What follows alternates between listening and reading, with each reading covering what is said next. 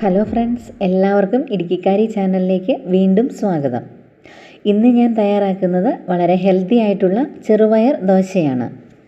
ഇടുക്കിക്കാരി ചാനലിലെ വീഡിയോസ് നിങ്ങൾക്ക് ഇഷ്ടമാകുന്നുണ്ടെങ്കിൽ ദയവായി സബ്സ്ക്രൈബ് ചെയ്യുക. സബ്സ്ക്രൈബ് ചെയ്തതിന് ശേഷം അതിനടുത്തുള്ള ബെല്ലൈക്കൺ പ്രസ് ചെയ്ത് ഓൾ എന്നുള്ള ഓപ്ഷൻ കൊടുക്കാനും മറക്കരുത്. ചെറുപയർ ദോശ ഉണ്ടാക്കുന്നതിന് വേണ്ടി ഞാനിവിടെ 1 കപ്പ് ചെറുപയർ തലേദിവസം രാത്രി തന്നെ വെള്ളത്തിലിട്ട് കുതിർത്തി എടുത്തിട്ടുള്ളതാണിത്. ഞാൻ ഈ 1 കപ്പിലാണ് ചെറുപയർ കുതിർക്കുന്നതിന് വേണ്ടി എടുത്തിരുന്നത്. ഇതിലോട്ട് പച്ചരിയും ചേർക്കാവുന്നതാണ്. പച്ചരി ചേർക്കുമ്പോൾ ചെറുപയറിൻ്റെ പകുതി ക്വാണ്ടിറ്റി പച്ചരി ചേർത്താൽ മതിയാവും. അതുപോലെ തന്നെ അത് ചെറുപയറിനൊപ്പം ചേർത്ത് കുതിർത്തിയെടുക്കാനും മറക്കരുത്. ഇത് നമ്മൾ സാധാരണ ദോശ ഉണ്ടാക്കുന്നത് പോലെ പുളിപ്പിച്ചെടുക്കേണ്ട ആവശ്യമൊന്നുമില്ല. നമുക്കിത് അരച്ചതിന് ശേഷം ഡയറക്റ്റായിട്ട് തന്നെ ചുട്ടെടുക്കാവുന്നതാണ്. ഇനി ഞാനിത് മിക്സിയുടെ വലിയ ജാറിലോട്ട് ഇട്ട് കൊടുക്കുവാണ്. ചെറുപയർ ഇട്ടതിന് ശേഷം ഇതിലോട്ട് ഞാൻ 3 ചെറിയ ഉള്ളി ഇട്ട് കൊടുക്കുവാണ്. 2 ചെറിയ കഷണം ഇഞ്ചി, 2 പച്ചമുളക്, ഇത്രയും ചേർത്തിട്ടാണ് ഞാനിത് അരച്ചെടുക്കുന്നത്. ഇതിലും കൂടുതൽ ഇഞ്ചിയും പച്ചമുളകും ഉള്ളിയും ഒക്കെ നമുക്ക് ഇതിലോട്ട് ചേർക്കാവുന്നതാണ്. കുട്ടികൾക്ക് അതിൻ്റെ ഫ്ലേവർ ഇഷ്ടമാണെന്നുണ്ടെങ്കിൽ അതനുസരിച്ച് അളവിൽ വ്യത്യാസം വരുത്തുക. ഞാനിത് ഒട്ടും വെള്ളം ചേർക്കാതെയാണ് അരച്ചെടുക്കുന്നത്. അരച്ചെടുത്തതിന് ശേഷം ആവശ്യത്തിന് വെള്ളം ചേർത്ത് ഇത് ലൂസാക്കി എടുത്താൽ മതിയാവും. ഞാനിപ്പോൾ ചെറുപയർ നന്നായിട്ട് അരച്ചെടുത്തിട്ടുണ്ട്. ഒട്ടും തന്നെ തരികളില്ലാതെ നല്ല തിക്ക് പേസ്റ്റായിട്ട് അരച്ചെടുക്കാൻ പ്രത്യേകം ശ്രദ്ധിക്കുക. ഇനി ഞാനിത് മറ്റൊരു പാത്രത്തിലോട്ട് മാറ്റി ഒഴിച്ചു കൊടുക്കുകയാണ്. അതിനുശേഷം ഇതിലോട്ട് ആവശ്യത്തിനുള്ള വെള്ളം ചേർത്ത് നമുക്കിത് ലൂസാക്കി എടുക്കാം. മിക്സിയുടെ ജാറ് കഴുകിയ വെള്ളമാണ് ഞാനിത് ലൂസാക്കുന്നതിന് വേണ്ടി ചേർത്ത് കൊടുക്കുന്നത്. വെള്ളം ചേർത്തതിന് ശേഷം നന്നായിട്ട് ഇളക്കി യോജിപ്പിച്ചെടുക്കുക. അതിനുശേഷം കോരി ഒഴിച്ച് ചുടാവുന്ന പാകത്തിനായിട്ടുണ്ടോ എന്ന് നോക്കുക. ആവശ്യമാണെന്നുണ്ടെങ്കിൽ അല്പം കൂടി വെള്ളം ചേർത്ത് കൊടുക്കുക. ഇനി ഞാനൊരു 3/4 ടീസ്പൂണോളം ഉപ്പുപൊടി കൂടി ഇതിലോട്ട് ചേർത്ത് കൊടുക്കുകയാണ്. അരയ്ക്കുന്ന സമയത്ത് വേണമെങ്കിൽ നമുക്ക് ഉപ്പുപൊടി ചേർക്കാവുന്നതാണ്. അതൊക്കെ നിങ്ങളുടെ ഇഷ്ടത്തിനനുസരിച്ച് ചെയ്യുക.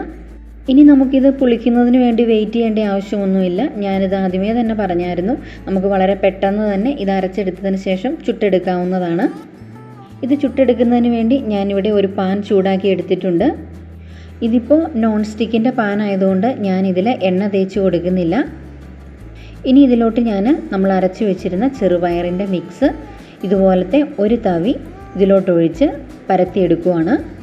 ഞാനിത് സാധാരണ ഒരു ദോശയുടെ വലുപ്പത്തിലാണ് ചുട്ടെടുക്കുന്നത്. അപ്പോൾ ഇതുപോലെ തന്നെ 2 തവി ഒഴിക്കുകയാണെന്നുണ്ടെങ്കിൽ നമുക്ക് വലിയൊരു മസാല ദോശയുടെ അത്രയും വലുപ്പത്തിൽ ഇത് ചുട്ടെടുക്കാവുന്നതാണ്. ഇനി ഞാൻ ഇതിൻ്റെ ഫ്ലെയിം മീഡിയത്തിൽ നിന്നും സിമ്മിലോട്ട് മാറ്റുവാണ്.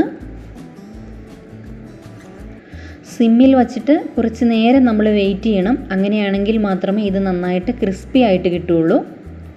സാധാരണ നമ്മൾ തയ്യാറാക്കുന്ന അരിയും ഉഴുന്നും ചേർത്ത് അരച്ചിട്ടുണ്ടാക്കുന്ന ദോശയുടെയൊക്കെ പോലെ പെട്ടെന്ന് തന്നെ ഇത് മൊരിഞ്ഞു വരില്ല. കുറച്ച് സമയം എടുക്കും.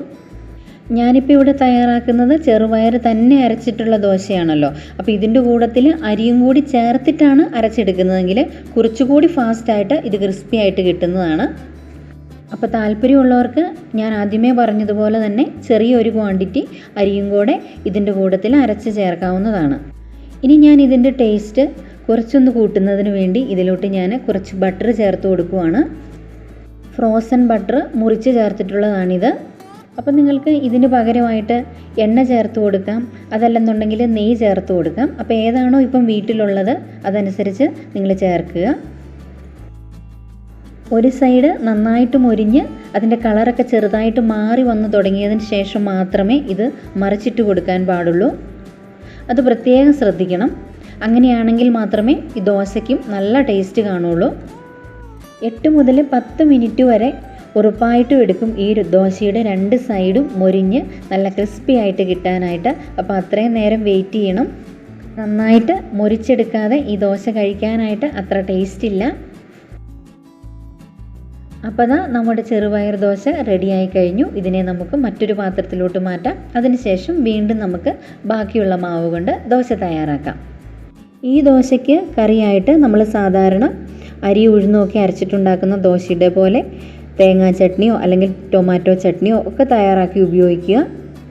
അപ്പോൾ നിങ്ങളെല്ലാവരും ഈസി ആൻഡ് ഹെൽത്തി ആയിട്ടുള്ള ഈ ചെറുപയർ ദോശ ഒന്ന് തയ്യാറാക്കി നോക്കുക. ഇടുക്കിക്കാരി ചാനൽ സബ്സ്ക്രൈബ് ചെയ്യാനും തുടർന്നുള്ള വീഡിയോസിൻ്റെ നോട്ടിഫിക്കേഷൻസിന് വേണ്ടി ബെൽ ബട്ടൺ ക്ലിക്ക് ചെയ്ത് ഓൾ എന്നുള്ള ഓപ്ഷൻ കൊടുക്കാനും മറക്കരുത്. പുതിയൊരു റെസിപ്പിയുമായി ഉടൻ തന്നെ നമുക്ക് വീണ്ടും കാണാം.